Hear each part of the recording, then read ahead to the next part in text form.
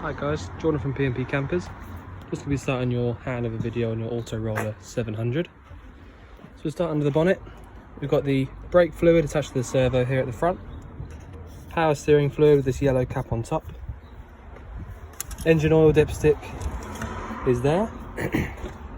You fill up your engine oil from this cap just at the top of the engine here. Positive for your engine battery, so if you wanted to jump start the van, is just there, and that goes away like that. And then you've got your negative just here. So yeah, so there's, I mean, you can earth it anywhere you like really, but I think it says here you can also use this. So there's a sort of engine hook for there, a few other places, but you know, that's how you jump start the van itself. Aircon pipes are just here. So you've got one there, and I think another one, yeah, back there, that's it. So that's your aircon. Engine coolant just here at the back, and then your washer fluid sits inside there. The diesel filler cap is just on here on the passenger side, and you need the ignition key to go in there to undo that. You got a isolator just here, which is for your ledger battery as well, by the way. So that'll turn off everything 12 volt in the back end. So you can leave that on, you know, until you think you're going to not use the van for a long time to save it from draining out or anything like that. But that's where that is, and it's on at the moment, by the way, just so you know. Where are we? So these two vents here, this one at the bottom and at the top, they're the vents for your fridge. So yeah, that's where they are. This Truma vent just here is for your boiler, so if you had heating or your hot water on, you'd feel hot air coming out through the bottom of here. There's a little hole here, so that's how you can double check that's definitely working. I'm not going to open this up because I'm a bit too close to the van next door to me, but to open this rear door up, the bunk bed door, it's these two on the side, and I'll just show you because they're a bit slightly different. This one on the right hand side is this key here, and the one on the left is this one. So it just means the lock's been changed at some point. And once you've undone those, you can then use the handle in the middle to open it up.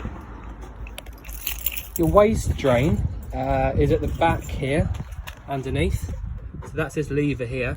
I've got it open at the moment, so if I just show you popping it away, you literally push it in like that, a bit stiff, but once it's all the way in like that, the water will stop draining out because you've got a little hole down there. And so if I just show you pulling it out like that, and then that'll let all your wastewater drain out. Yeah, we'll close that up for now. Next one we've got is the toilet cassette locker. If I just open that up, I don't actually remember which one that is.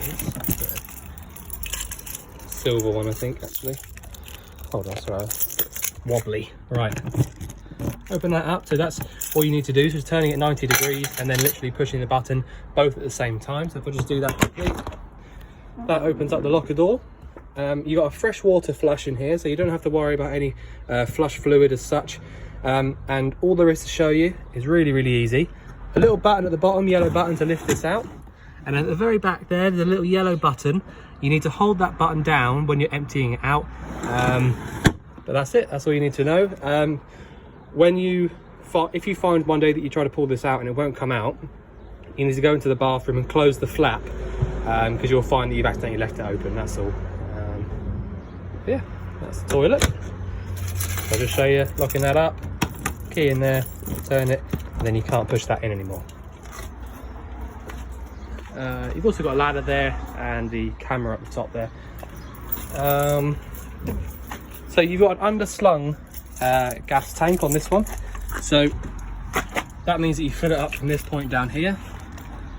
So if I just show you how I did that, push in like that, push in and to the left and open. So you need to find a petrol station or something like that that will allow you to fill up from this point here. The gas tank itself sits on the other side of the van underneath, and there's a little cap on the front of it that you can get to isolate it from inside there. But you can also do it another way, so if I just show you, that's how you fill it up down there. So basically the gas coming from that gas tank comes up from this pipe here, up to there, up to a little gasset valve, up along this pipe here, braided steel pipe, and then into your bulkhead regulator. So if this little yellow lever is pointing down this pipe, that means it's going down into your van, so into the appliances. If I then turn this like that, which is for a testing point, because I've got this cap on here, the gas won't come out, okay, and it will stop any gas coming from the tank into your van. So you can use that if you want to isolate it, you can do that, but with these ones you don't really have to because they're an underslung tank. But yeah, so for the most part you can just leave that how it is. External point here, so you will have to have this door open if you want to use that. It's all been pressure tested, so there's no leaks anywhere.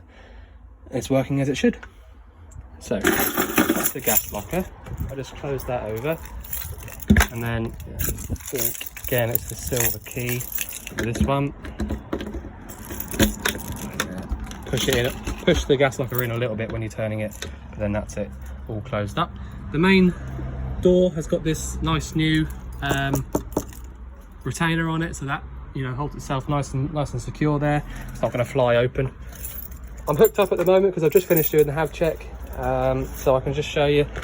That's how your hookup goes in, and you've got a little cap at the back there, so this won't just pull out, and that sort of keeps it from getting really wet.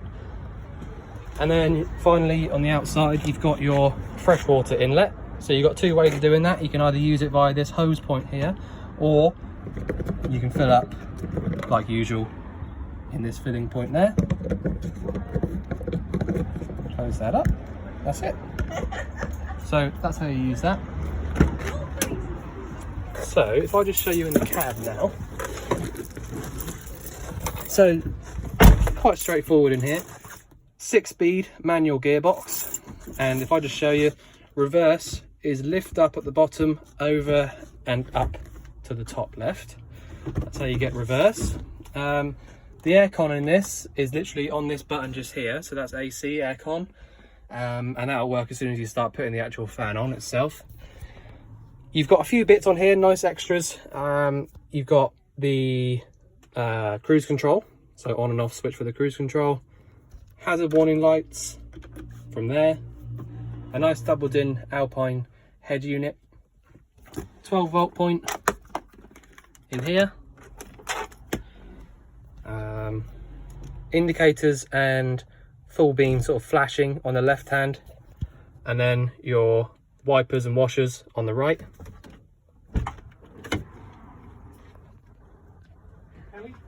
You all right?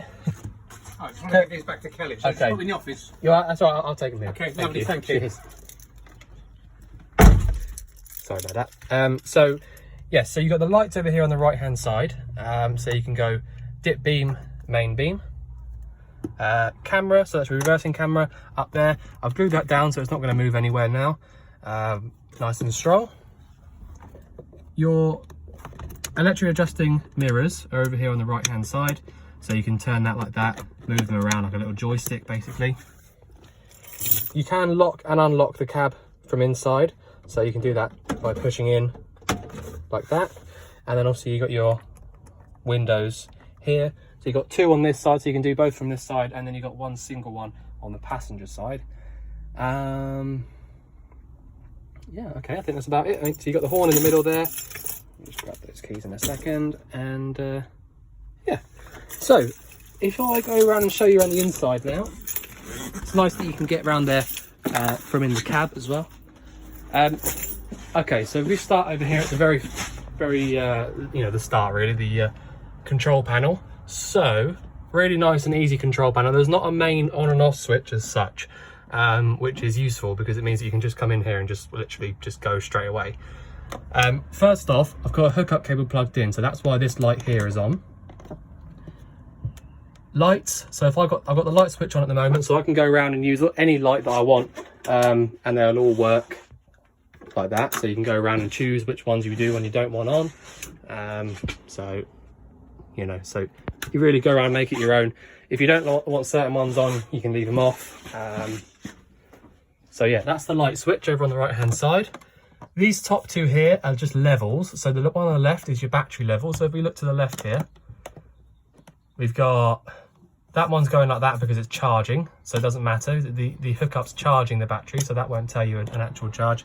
But this here at the bottom, we've got good charge in the engine battery. If I show you the next one, so you've got the water level. So you've got a quarter of a tank of fresh water and no wastewater. All right, so that's how you can check that. These two at the bottom, water pump, I've got that on at the moment to prove to you that it's not got any leaks. So if it was leaking anywhere, you'd hear the pump running on and stopping and running on and stopping. So that's fine, no leaks anywhere on the van. And then you've got your awning light, which is this one out here. Fine. Over there, sorry. So that's how that one works. So that's if you've got your awning out via this little pole here, and the winder on the other side of the awning down there. Pop the legs down, and then you can put that light on, so that if it's, you know, night time, you got a bit of light outside, and you can sit there and do as you like. So that's that. I'll just show you in the bathroom now. So pretty straightforward in the bathroom. You basically got the single, or the mixer tap on both of these, so you've got hot and cold. This is here because they drain out better like that for doing the checks. Toilet flush, push this button here, you can hear it going round. So if I lift that up, I'll then open the flap, drain it out, and then like I was saying on the outside, make sure that you close this up once you've done that, so that you can take the cassette out from outside nice and easily. Storage, lots of storage actually, really nice deep cupboards in there. But yeah, it's all been checked in here, all works as it should.